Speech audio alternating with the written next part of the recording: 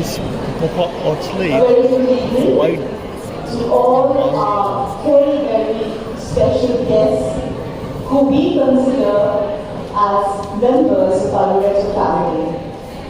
Before we begin, I will request all of you to put your phones on either silent mode or keep it switched off. Parents are also requested not to take photographs when she's performing. We do have our official photographer, and photographs will be made available to you after the concert.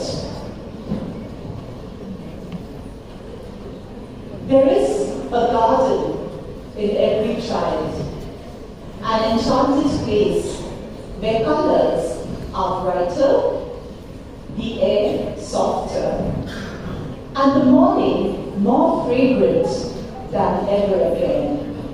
This is a quotation by Elizabeth Lawrence. Good evening once again. Children are like little stars that dance around on cool dark nights, humming a tune that echoes through the universe. They have stories to tell, stories that touch the soul. Their stories have messages that strike a chord. Perhaps that is why William Wordsworth has considered the child to be the father of man. Today, the students of the middle and the senior section of Loreto Dharamtala have put together Purple Carnations, a musical that will take you down the corridors of time into the world of George Bernard Shaw's Pygmalion and its cinematic version, My Fair Lady. I invite our middle section coordinator, Mrs. White Thomas, to present the welcome address and to introduce our chief guest.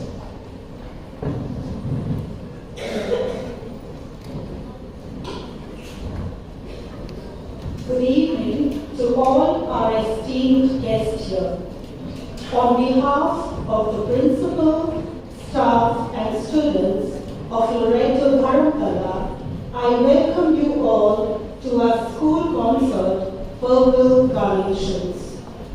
I would like to extend a very warm welcome to all our Loreto sisters, principals, teachers, parents, and distinguished guests who are present here this evening. I extend a very special welcome to our chief guest, Dr. Charlotte from multi-hyphen of education, St. Xavier's College. She has completed 25 years as a full-time faculty and has also served the college as the vice principal in the Department of Education until June 30th, 2023.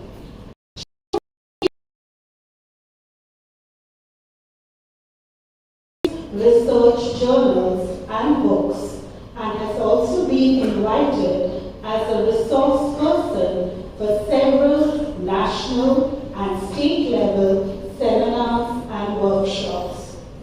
We are grateful to her for graciously accepting our invitation to be our chief guest today. Our concert, Purple Carnations, which is an adaptation of My Fair Lady, emphasizes how a woman's strength and ultimate triumph is found in her courage and determination to fulfill her dreams. So let us sit back and enjoy the remarkable story of an extraordinary girl. Let the stage lights come on as we embark on this musical journey, the Purple Carnations.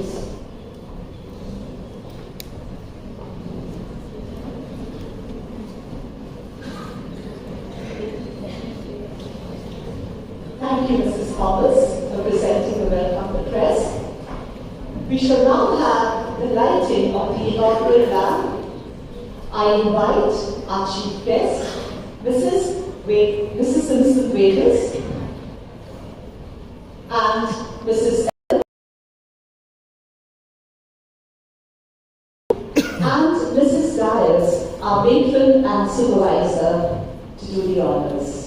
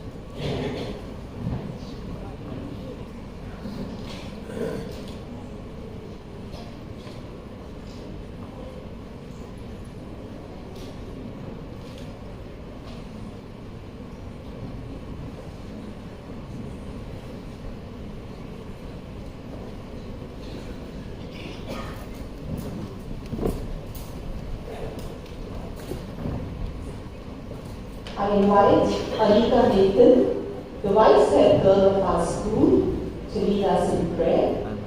The prayer will be followed by a dance.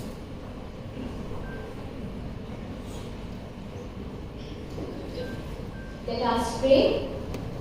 Dear God, art is the visual expression of our innermost thoughts and emotions.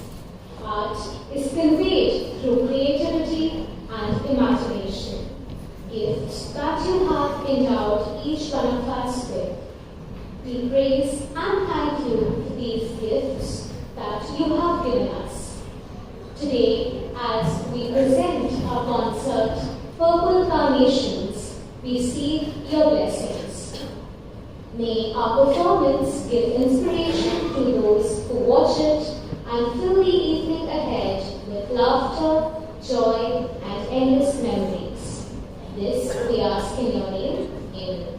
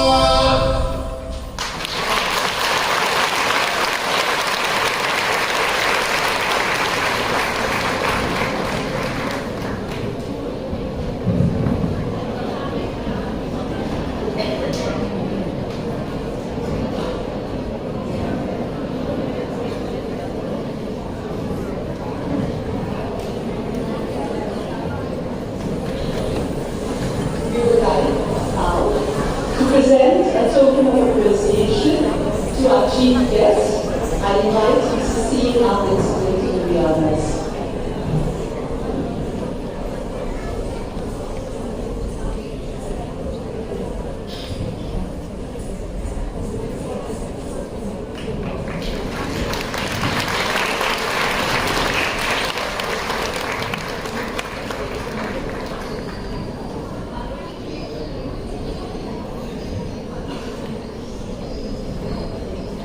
From serenity to celebration, we are all set to present before you our musical Purple Carnations.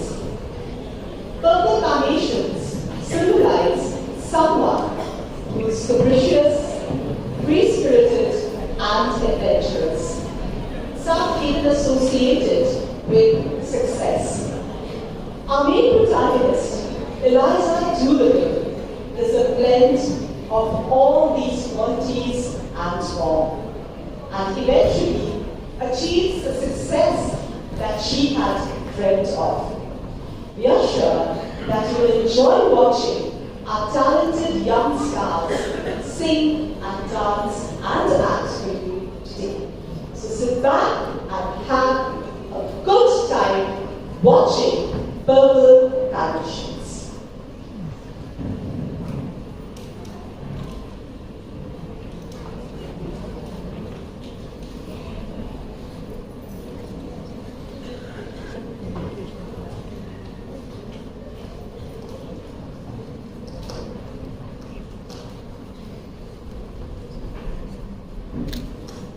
Eliza Doolittle. Who is she? Well, she's a simple girl who lives in a poor locality selling flowers. Her mother is dead and her father doesn't care about her. But she is a strong and proud girl who dreams of making a better life for herself. She wishes to set up her own flower shop and sell flowers. The opportunity presents itself when she encounters Professor Higgins, a professor of phonetics, who feels he can teach her to speak proper English. She takes up the opportunity and offers him 1 shilling to teach her English. He takes up the challenge. He will transform her into an upper-class lady and present her at the embassy ball. A friend, Colonel Pickering, helps him. During the course of the next few months, what follows is a laughter ride. Teaching Eliza turns out to be the most trying experience that he ever had. But he finally succeeds. Oh, sorry, they succeed because Eliza turns out to be an excellent learner. She does attend the party at the embassy and is much admired. But the dilemma she faces is, where must she head? She is no longer a flower girl from the streets, neither is she a member of the elite class. Then, where does she belong?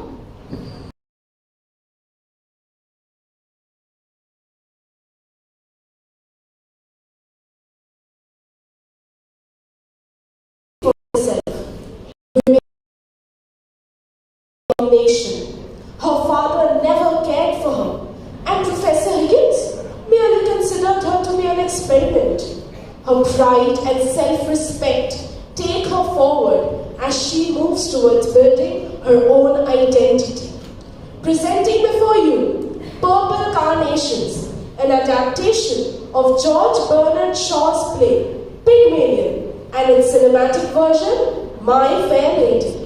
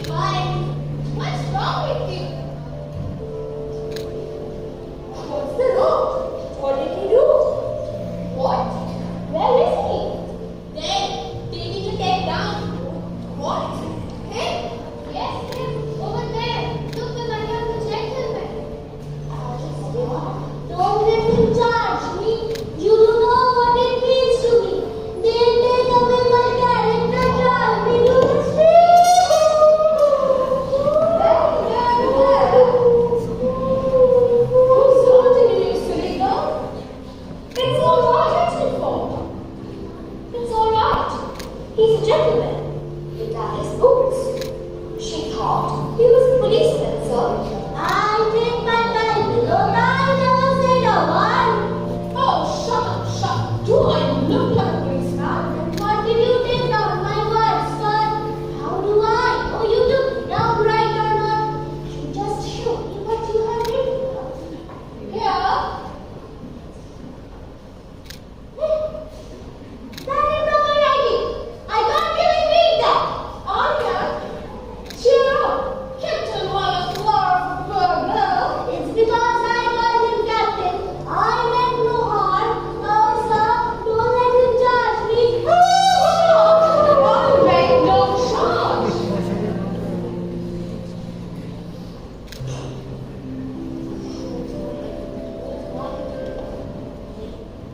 Really, sir?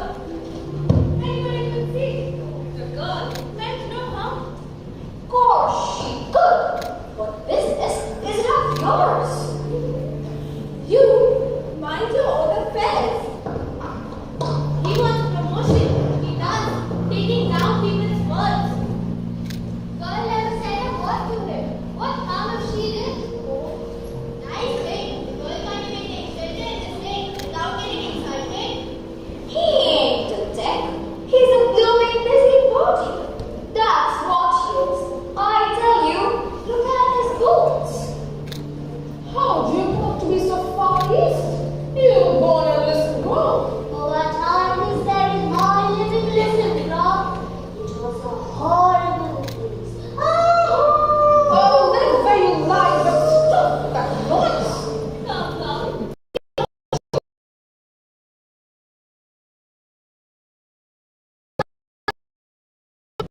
Why don't you tell me where he comes from? Shelton, Harrow, Cambridge, and India. Quite right. May I ask, sir, do you do this for your living? Oh, I've thought of that. Perhaps I shall someday. He is no gentleman. He ain't interfere with my business. What on earth is Sunny doing? I shall get pneumonia if I stand any more in this way. He's got no right to interfere with my character. My character is sent to me as many ladies. I don't know whether you've noticed it, but the rain started about 2 minutes ago. Oh, where's going that? Why did you sing for the war? And us using our pride to distinct your citizens? Frightening people like that. How would he like it himself? It's quite right now, Clara. Come. We can walk to a motor bus.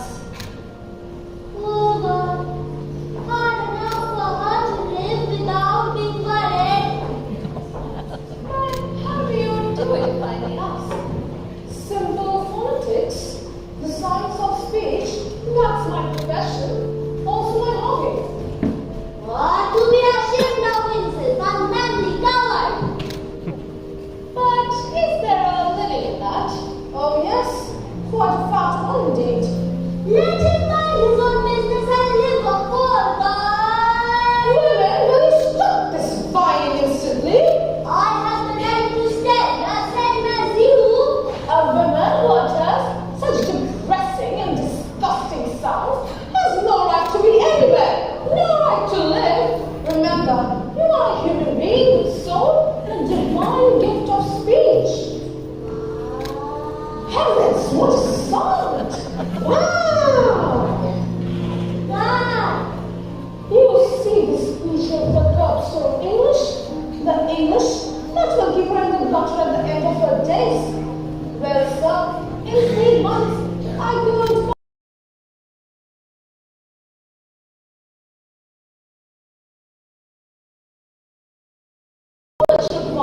for English course, and that is sort of thing I do for commercial millionaires. I'm myself a student of Indian dialects. Are you? Do you know Colonel Pickering, the author of spoken Sanskrit? I'm Colonel Pickering. Who are you? Henry Higgins, the author of Higgins's Universal Alphabet. I came from India to meet you. I was going to India to meet you. Where do you live? 27 April Street. Come and see me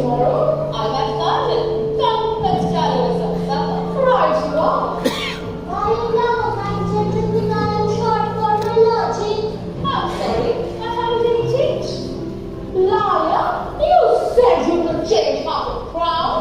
You want to be some witness, you are. This is going to be lost in for 6 pence. Here?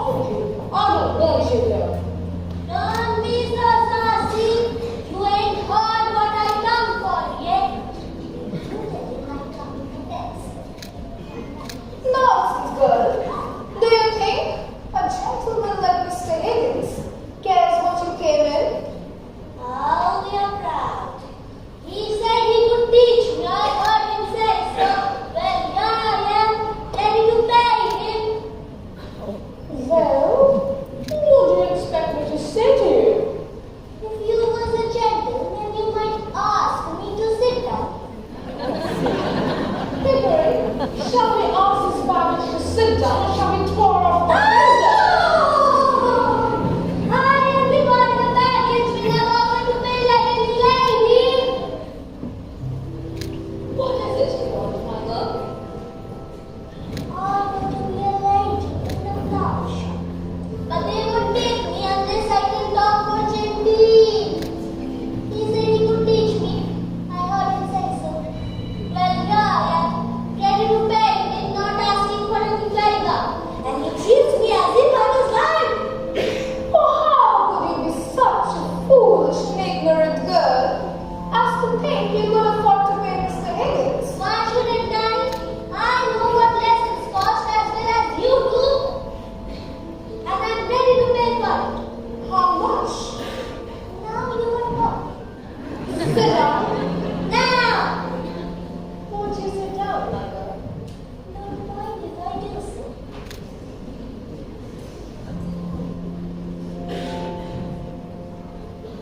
What's your name? Eliza Doolittle. And how much do you propose to pay me for the lessons? I will give you a shilling. Take it or leave it. Pickering, if you consider a shilling as a percentage of this girl's income, it works out as fully equivalent to 60 or 70 guineas. 60 pounds? What are you talking about? I have offered to pay him 60 pounds. Hold your tongue. But I ain't got 60 pounds. Sit down. One would think he was my father. If I decide to teach you, I'll be worse than two fathers to you. What's this?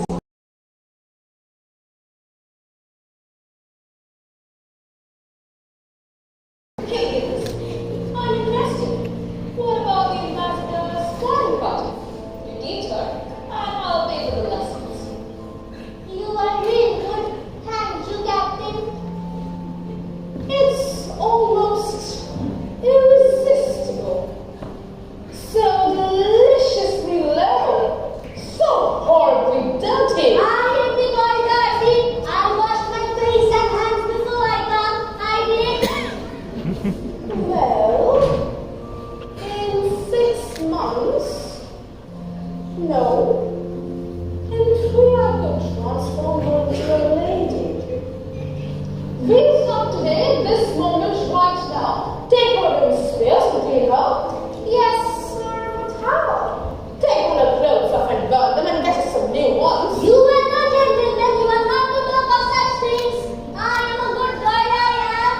Listen, young lady, you've got to learn to behave like a duchess. Take her to Mrs. Spears if she gives you any trouble, beat her. But I will call the police. I will. But I have no place to put her. Oh, put her in the dust. Oh, Higgins, you must be reasonable. Mr. Higgins, you must be reasonable. Really, you must. You can't walk over everybody like that. All I propose is we should be kind to this poor girl. We should prepare her so that she can put herself for a new station in her life.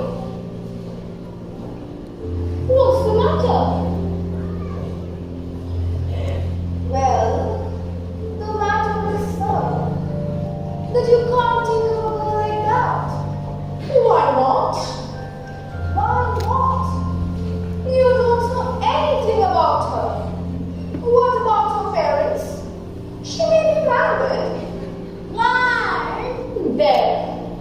As the girl very properly says, gone married indeed. Who would marry me? By George, Eliza, once I'm done with you, the streets will be filled with men wanting to marry you. Nonsense, sir. You mustn't talk like that to her. I am going away. Very well. I am mad, am I? Mrs. Pearson didn't order new clothes for her. Throw her out. You have got no right to touch me. I can buy my own clothes. I can. Well, I am not your parents.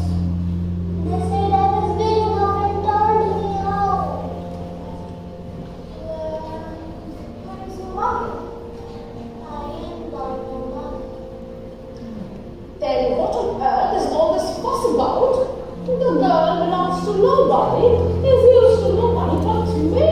I have got my feelings, same as anybody else. Hickory, you see the difficulty? Eh? What difficult? To get to talk correct grammar. Their mere pronunciation is easy enough. No, I don't want to talk grammar. I want to be late. You have got no feelings in your heart. You ain't. Here, I have had enough of this. I am going away. Have some chocolates, Eliza. How do I know what might be then? Girls being drunk by the like of you. Here, I have had half of it. It isn't drugs.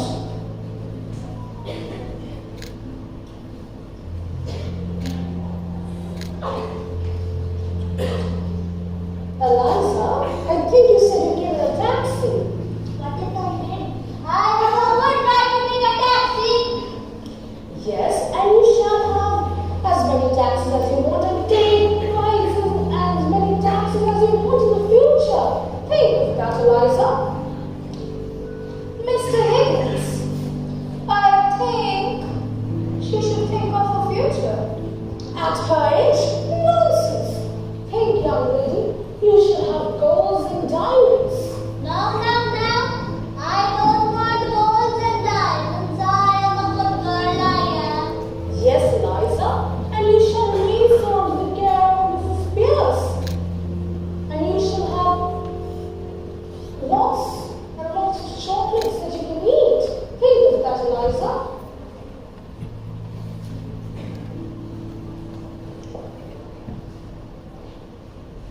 Mr. Higgins, let me speak to the girl properly in private.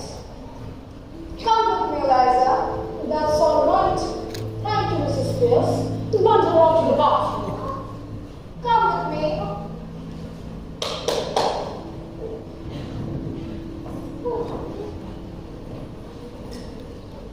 Who are you? I am done nothing wrong. I am a good girl, I am. Where am I going? Higgins, listen to me. I never did anything wrong. I just wanted to buy Thomas for me. Help me. I am a good girl. I am a good girl.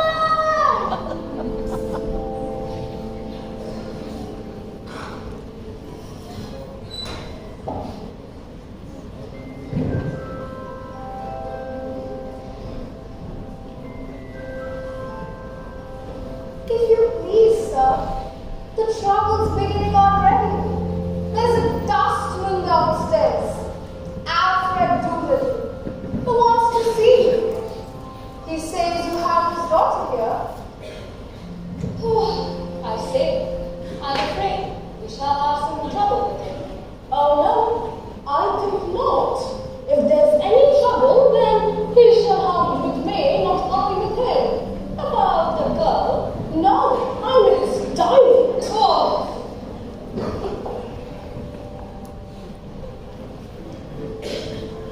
Doolittle, sir. Yeah, good morning. Sit down. Morning, Governor. I come about a very serious matter. What do you want, Doolittle? I want my daughter. That's what I want. See? Of course you do. You're a father, aren't you? She's upstairs. Take her away at once. What? Take her away. Do you suppose I'm going to give your daughter to you? No. Look here, Governor. The girl belongs to me. You got her. Where do I come in? Your daughter had the audacity to come to my house and ask me to teach her how to speak properly so that she could get a place in a flower shop. How dare you come here attempt to blackmail me? No, Governor. You must have. How else could you possibly know that she is here? I'm calling the police. Oh, please don't. What else do you want, Doolittle? Well, what would a man come for? Be human, Governor.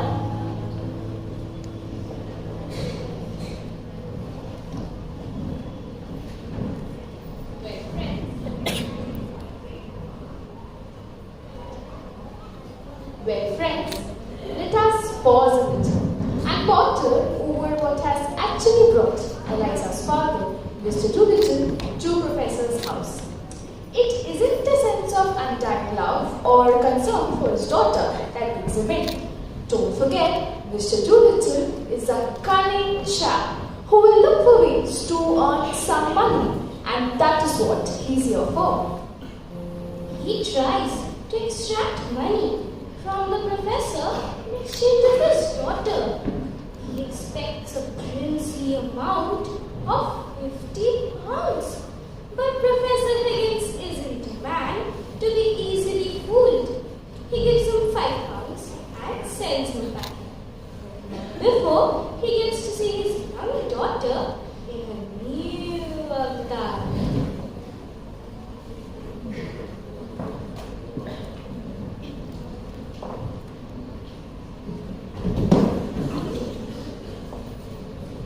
Thank you, Governor. Good morning. Big morning, miss. God, don't you know your own daughter? My name is Eliza.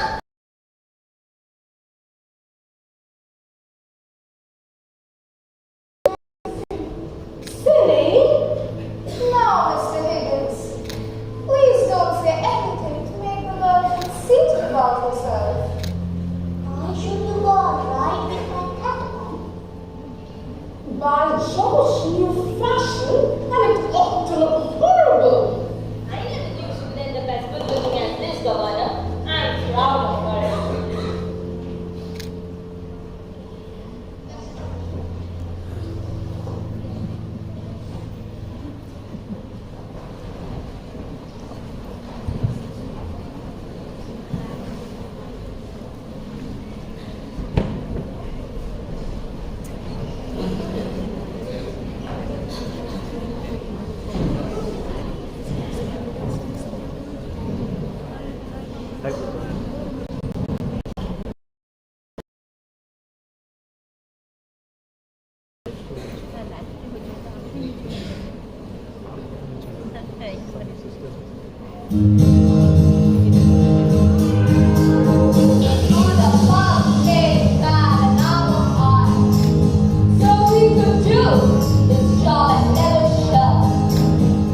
All of us made man,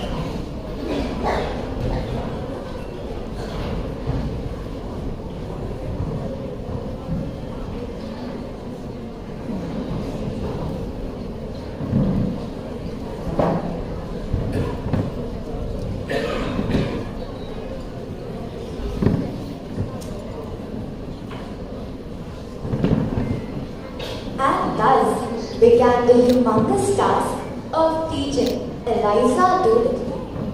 Was it tough? Of course it was. It was food for much entertainment for the onlookers. But for poor Eliza, it was nothing short of a nightmare. There were tears, curses, and tantrums. But Professor Higgins was a hard taskmaster and wouldn't just give up.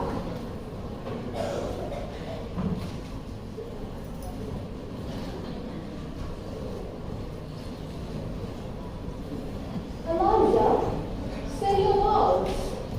I know the words. I know them before I come. Well, if you know them, say them. I want help you.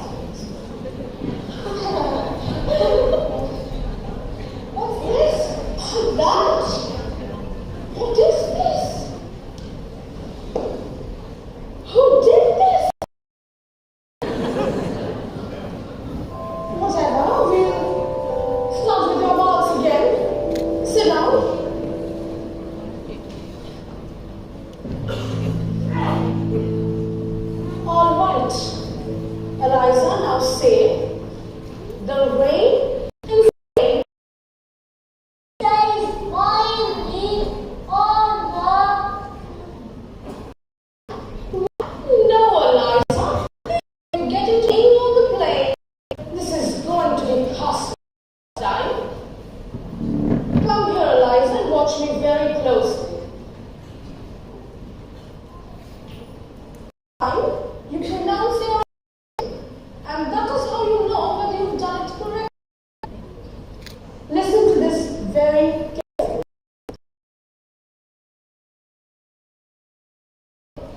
In Hertford, Hereford, Hampshire,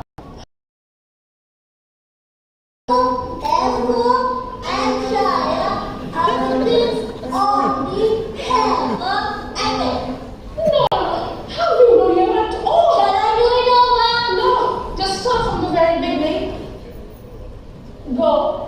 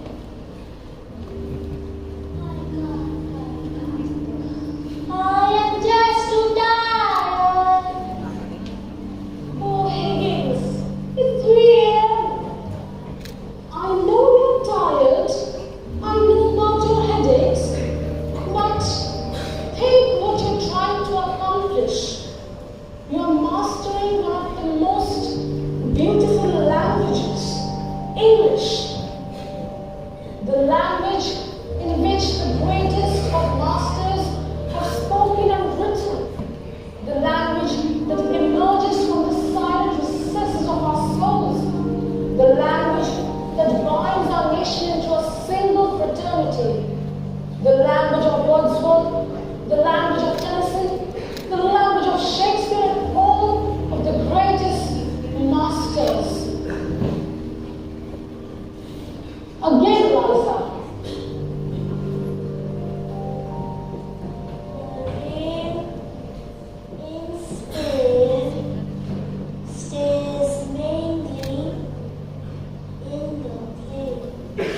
What was that?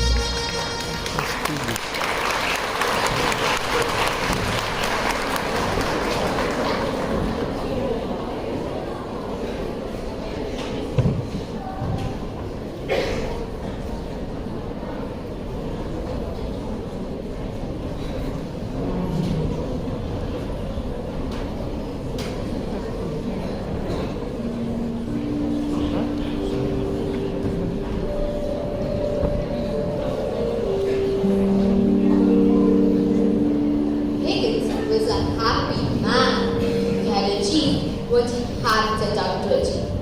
Now, he needed to figure out whether Eliza could be presented in public among the elite. So, he decided to take his mother into confidence.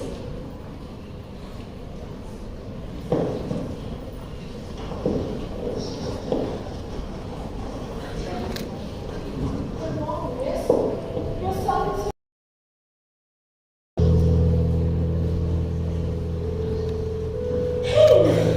what are you doing here today? It is my at-home day. You promised not to come. Oh, bother. Go home at once. I must, but I have a job for you. A fun job. No use, dear. I'm sorry, but I can't get round to your vowels. Well, this isn't really a formative job. You just said it was. Not your part of it. I have picked up a girl. What? Who is she? She's coming to see you. She's a very common girl. I have taught her how to speak properly and behave like a lady. Well, that's satisfactory at all events.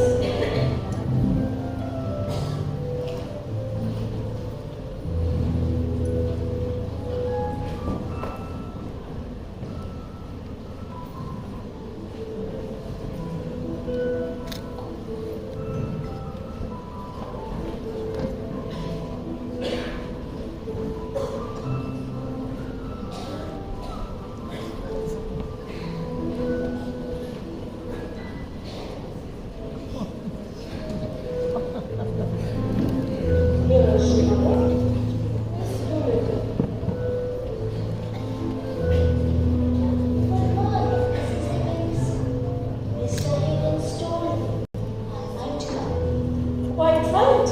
I'm very glad indeed to meet you. How do you do this, Colonel Pickering, is it not? How do you do?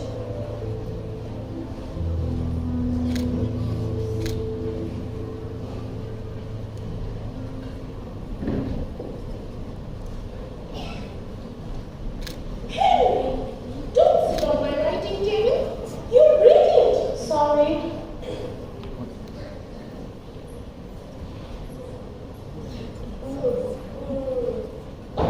Will it rain, do you think? That shadow depression in the east of these islands are slowly moving to the westerly direction. There are no indications of any great change in the barometrical situation. That is such wonderful news. Now, if you please, I may take your leave. Yes, of course. Goodbye, dear. Goodbye, Mr. Higgins. Goodbye, Colonel Pickering. Goodbye, Mr.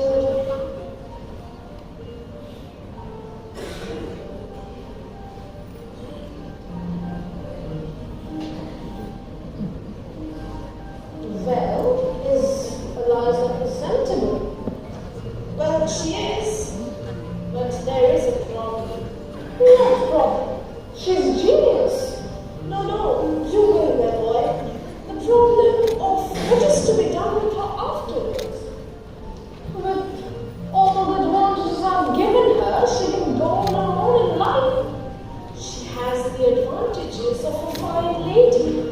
But will she find employment that will give her the income of a fine lady? We'll find her some light employment too. She is happy enough.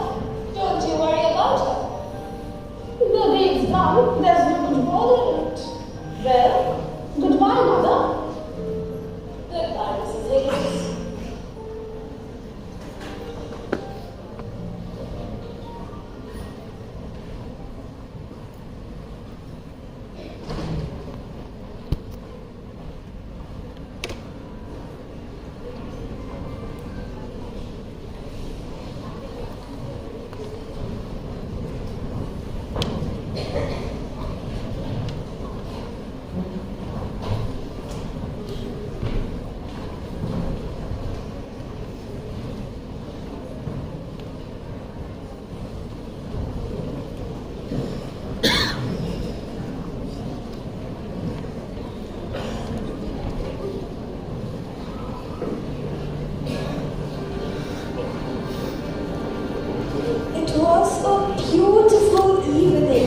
in October, when Eliza Doolittle made her first official public appearance at one of the grandest and finest parties that London had witnessed.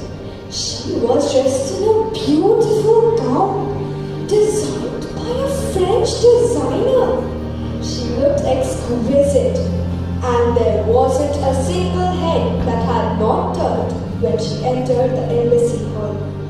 The evening flew past on winged feet, and she danced like an angel to the beat of symphonic music. The task that Professor Higgins had set out to achieve was done.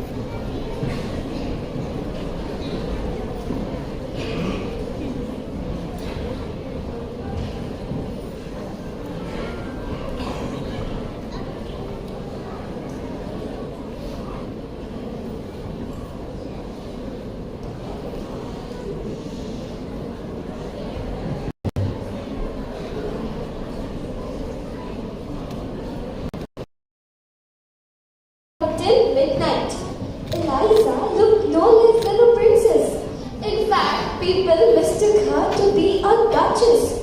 Professor Higgins and Colonel Pickering were elated. Who would say that a common flower girl from the streets could transform into an elegant, beautiful lady? I am curious though to know what happened to her thereafter. You see, Eliza belonged to the early 20th century, where a woman who had risen from the lower rungs of the society found it challenging to fit in the upper rungs. She could have got married and settled to a life of cozy domesticity. But she decided what she had always wanted to do: set up a flower shop that would be patronized by rich people. And so, Eliza had set up her very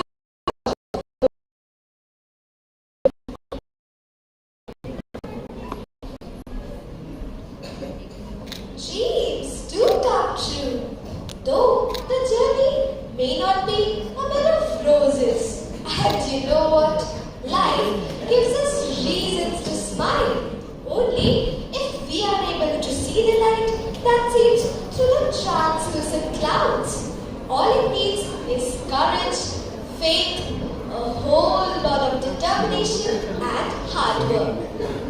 Purple Carnations, the flower shop set by Eliza Doolittle, was testimony to this.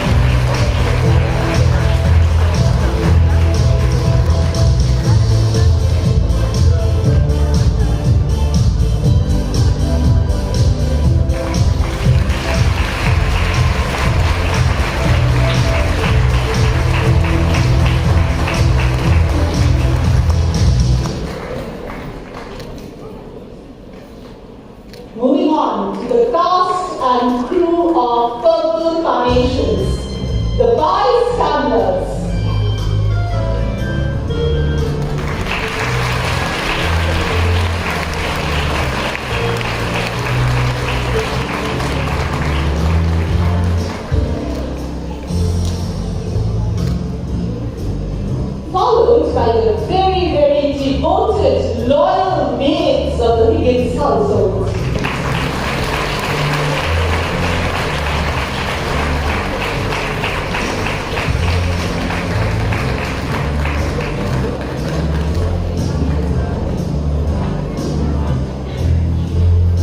The ones who graced the party at the Embassy Hall, the ballroom guests.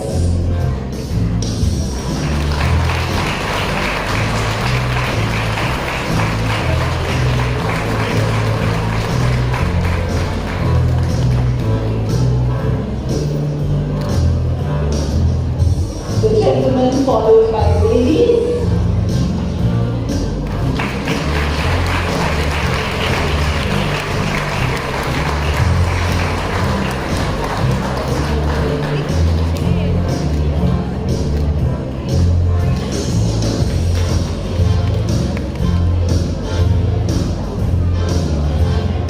The man who did a lot in a span of very little time. Any guesses?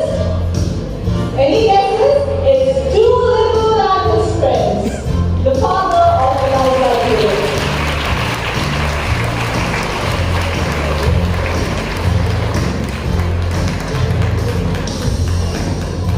We now introduce the ones who wove the story together for us, the narrators.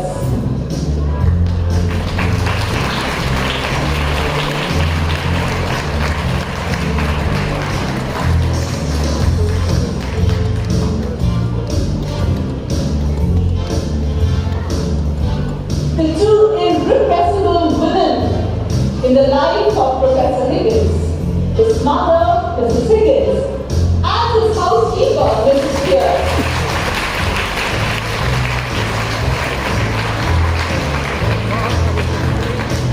Moving on to the crew that has been working very steadily behind, the backbone of all backstage arrangements, the backstage team.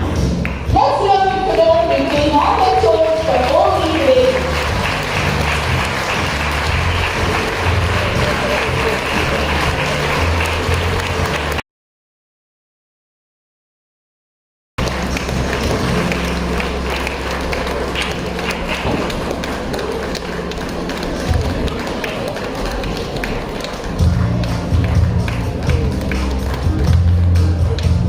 Let's have the ones who will be belting out one number.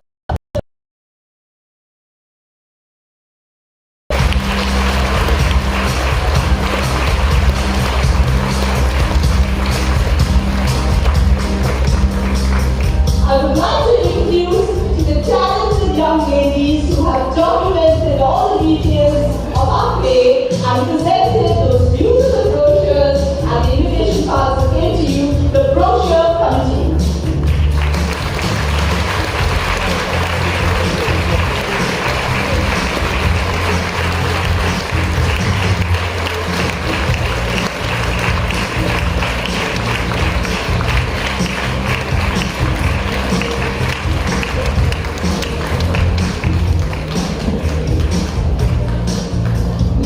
Parents, did you like the costumes that the children wore? Yes, you did? Well, give a big round of applause to the costume committee. Who has put together the costumes and makeup for our class.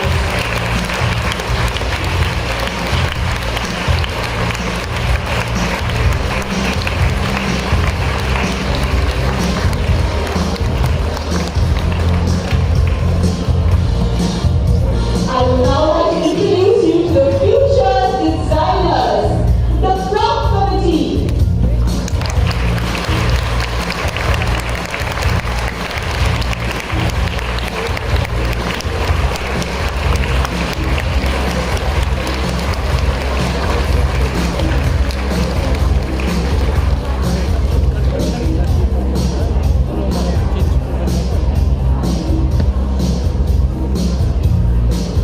The Lord said, let there be light. And then we got light and sound. A big round of applause for the light and sound team and the very brilliant tech team who have put all the graphics together for us.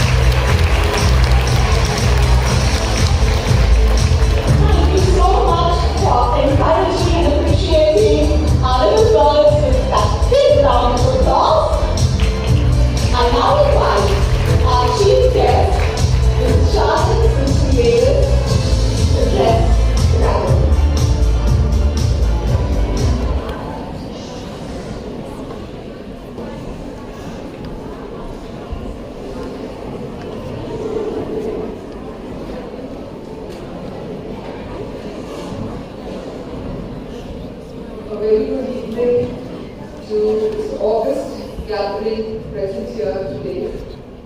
To all the sisters of Loreto, the principal of Loreto, Dharamtala, Mrs.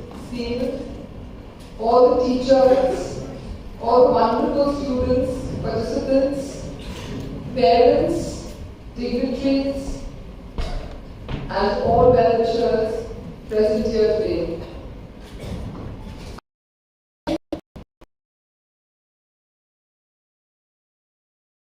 Mesmerizing, beautiful program for all of us. I'm sure you sympathize with me that after such a wonderful performance, to have to give a speech is quite a challenge. But nonetheless, I will share a little bit of my learnings and a few lessons that I've learned in life. To begin with, I must say I went down memory lane. This wonderful program, from the very beginning, literally stole my heart. I must also say I'm truly honored and humbled to have been invited here today. When I go back to the times when I was a student in the Loreto House, I joined in class 11 and 12. I was in Queen of Missions till class 10. So I joined in 11 and 12, and from Loreto House I was admitted into Loreto College. So I spent 5 long years with the Loreto. Message is truly a humbling experience, because I remember my times in this very same hall and with my teachers and with my friends. And I have standing beside me Jaya, who was my batchmate in Loreto College, and I'm truly honored and I feel it's a privilege that Mrs. Seal and all of you invited me here today. To go back to what I was reflecting on when I sat there, truly captivated by the fact that you were able to do so much. And while I was talking with Mrs. Seal, I understood that all of it was done from within the house. Be it the costume committee, the prop committee, the lighting committee, and all the other committees that were putting their work into action to have this wonderful program today. All of you did everything by yourself. You asked for no outside support or outside help. And you showed the immense talent that you have.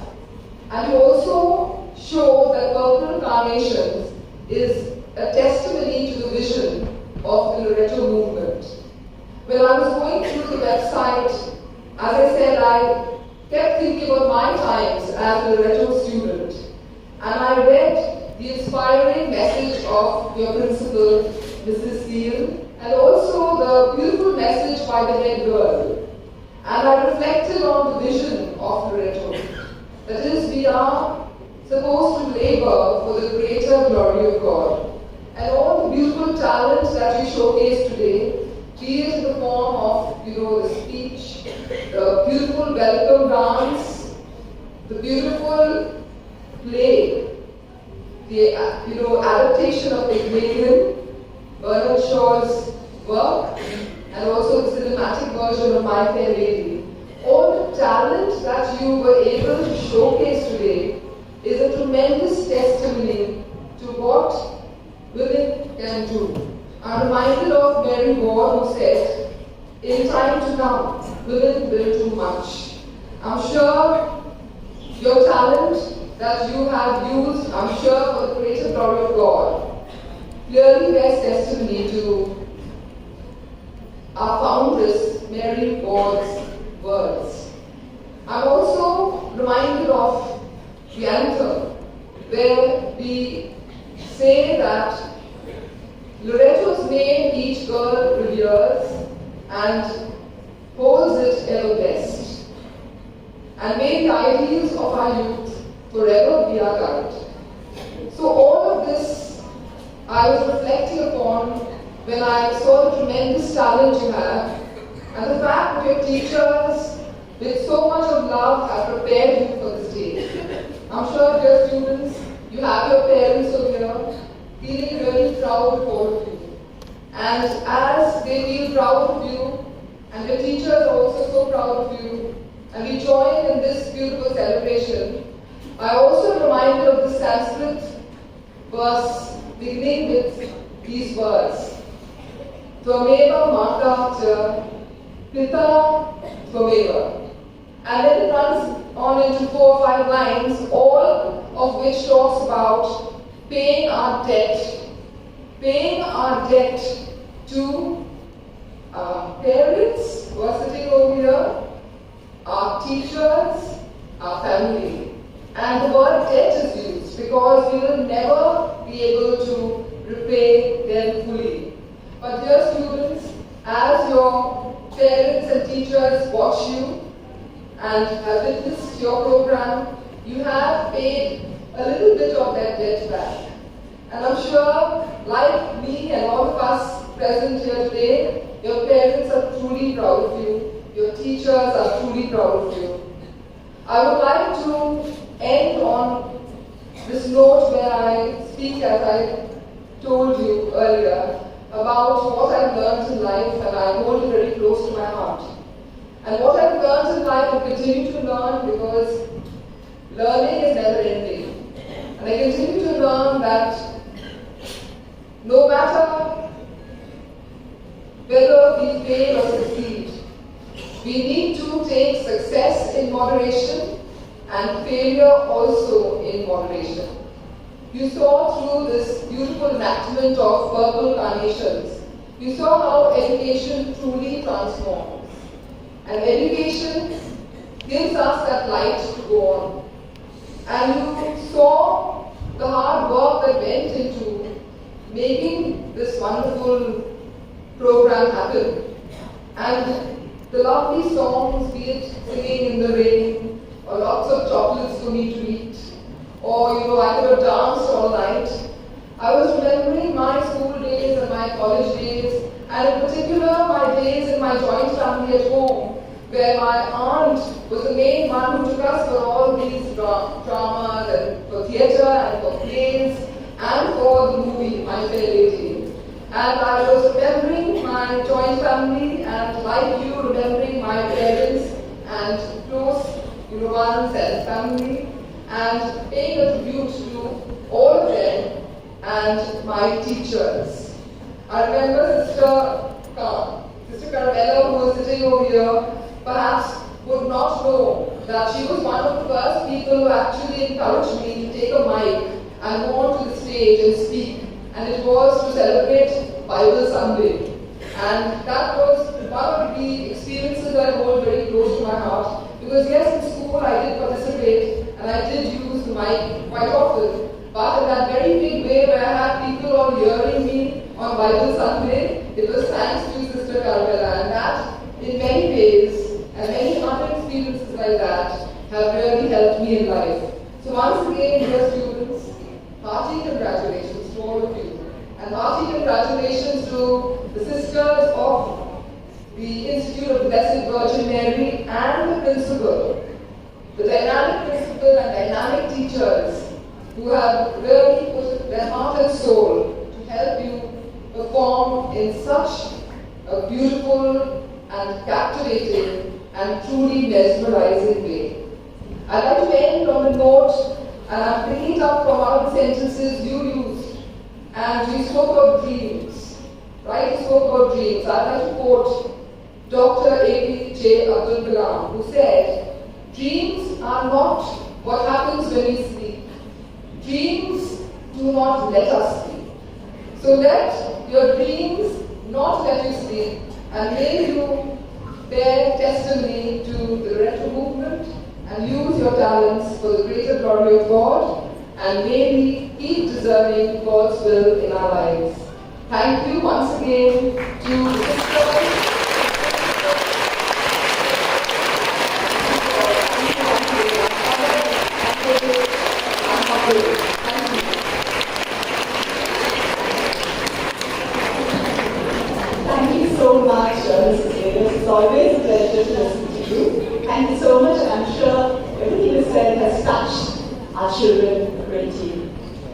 now invite our principal, Mrs. C, to present the vote of thanks.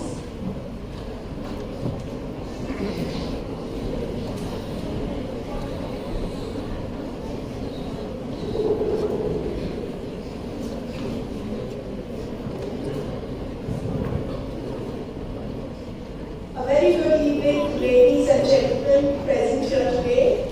It's both an honor and a privilege to stand before you as we conclude this wonderful evening of celebrations and talent. First and foremost, we express our deepest gratitude to the Almighty, whose blessings and guidance have allowed us to come together today, witness such creativity and share this joyful experience. To our chief guest, Dr. Shadat Simpson-Vegas, all sisters and principals and our honored guests, thank you. Grateful to have you as a part of our celebrations. Our heartfelt appreciation also goes to the parents and guardians who have supported and encouraged the children in every step of their way. Your partnership is essential in every child's growth, and we thank you for believing in their dreams. I would like to express my gratitude to Mr. Akash Barua, Mr. Punjabi, Mr. Arshad Shalim of Sultan and for all their support and help. A heartfelt gratitude for Mrs. P. Bakshi for the use of the premises and the hall for hosting today's show, and all her staff who have so willingly helped us with everything. For the elegant footwork, I would like to thank Ashish Mukherjee and Shreyali for all their time given. Thank you, Mr. Iqbal, Mr. Chandra, our nurses, Mrs. Jahanara Khatun and Mrs. Pyari Ghosh for all your help. To everyone involved behind the scenes, Mr. Moses for the sound and light, Shama Ali, Robita Bose, Antara Mazumdar, Swastika Roy, Dania Mubarki, Crystal Pascal, Maria Sufyan, Moni Tham for helping with the makeup. Thank you for making tonight a memorable success. A big thank you goes to our dedicated teachers, office staff and support staff who have put in endless hours to bring the concert to life. Behind every dance, every song and every performance, there was planning, practice and a lot of hard work. Thank you for nurturing our students' talents and helping them shine. A huge round of applause for our incredible students.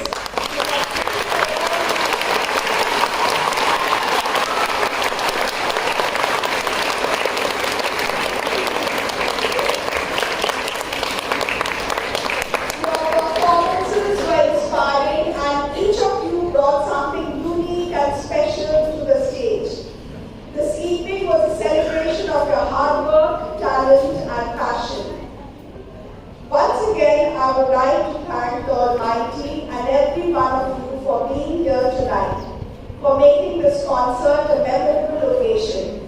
May we continue to come together, uplift each other and celebrate the spirit of learning and creativity. I would now like to request all our teachers who have been working silently behind the scenes to come up on stage. They have been working very hard.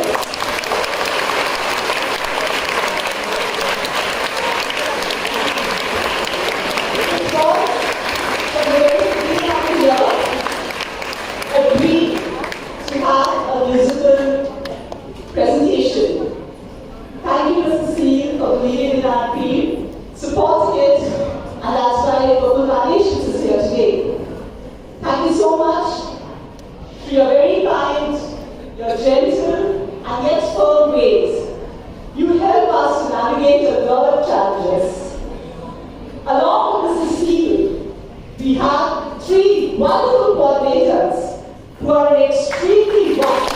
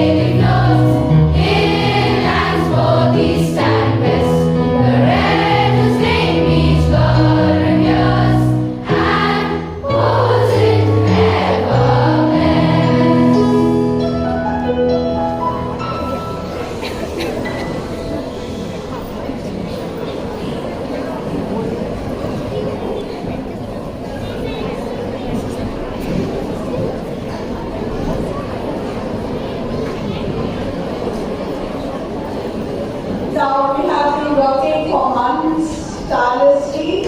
This last week also has been a lot of hard work for each and every child and teacher. So Monday will be a day of rest for all of you.